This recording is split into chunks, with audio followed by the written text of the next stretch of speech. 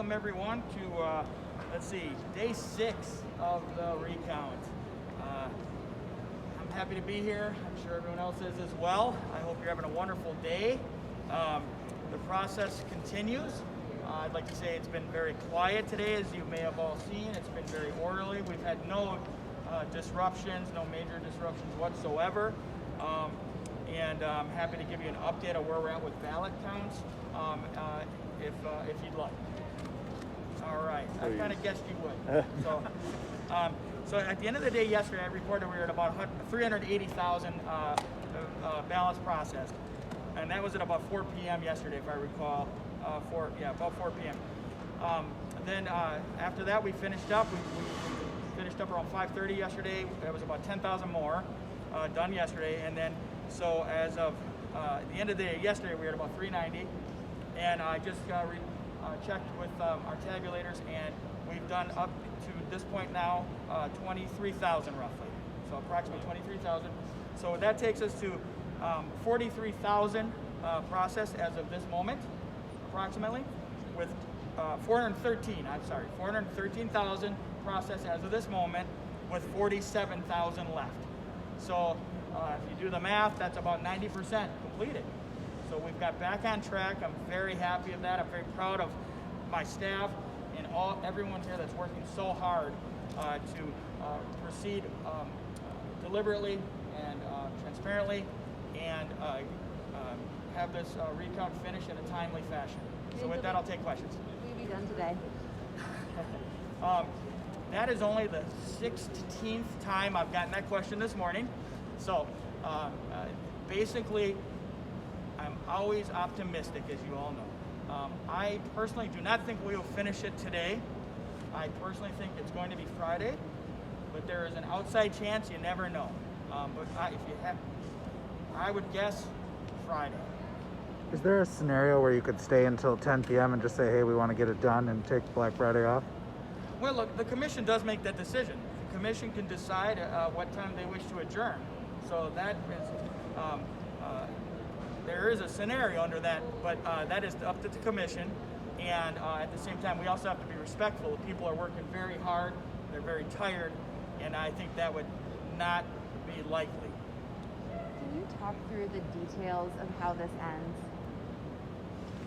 Well, I'd have to go back to the statute, but essentially, at the end of it all, the commission puts forth the report of the findings.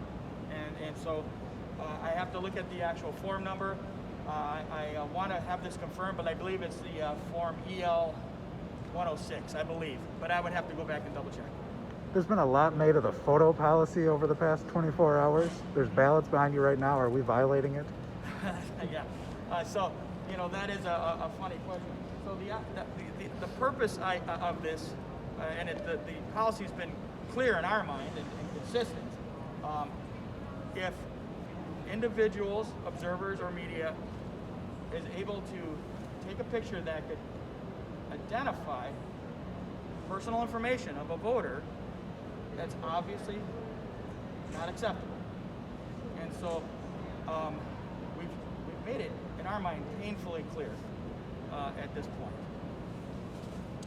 Mechanically, George, I'm not asking you to speak for Dane County, but what happens in the coming days between the recount with Madison, or Dane County and Milwaukee County? Walk us through what happens in December.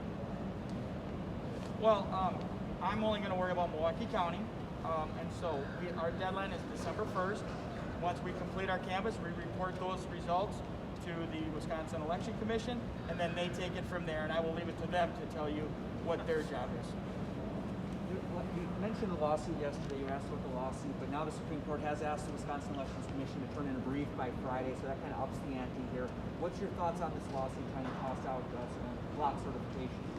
Well, I think it's just another frivolous lawsuit by the Trump campaign, another desperate attempt to somehow claim victory where it doesn't exist.